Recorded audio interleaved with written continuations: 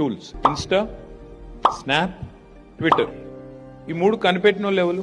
3 మనోళ్ళు అయితే కాదు కదా, ఇండియాలో అయితే ఉట్టలేవు 3. మరి ఏమైనా పెద్ద రాకెట్ సైన్సా, లేకపోతే ఏమైనా పైకి వెళ్ళి ఎవ్వరికి అర్థం కాని ప్రోడక్ట్స్ అవి కాదు. మరి మనకెందుకు రాలే ఐడియా? వేరే ఉనికి ఎందుకు వచ్చింది?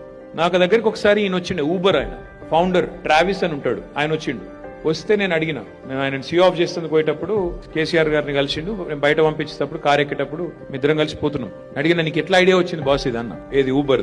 ఎంత ఆయన చెప్పిన ఆన్సర్ నాకు మతిపోయింది. ఏమన్నాడు తెలుసా? నేను మా ఫ్రెండ్ ఇద్దరం ప్యారిస్ లా పొద్దున తెల్లారి 3 దాకా మేము ఒక బయట ఏదో పబ్కు పోయినాము. తెల్లారి 3కి వచ్చి రోడ్డు మీద నిల్చొని టాక్సీని ఆపే ప్రయత్నం చేస్తున్నాం, ఎవడు అవుతలేడు.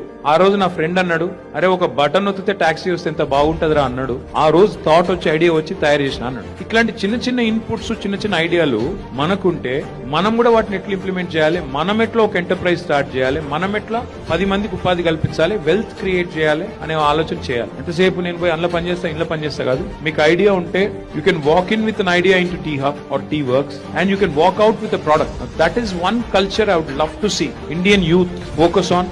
I want the next Google, next Amazon, next Insta, next Snap to come from India and preferably from Telangana, from Hyderabad or from Warangal or wherever you are from. అది మనకు చేసే టాలెంట్ ఉంది, కొద్దిగా మనం మైండ్ ఓపెన్ చేస్తే మనం ఒక్కటి చేయాలని నా డ్రీమ్.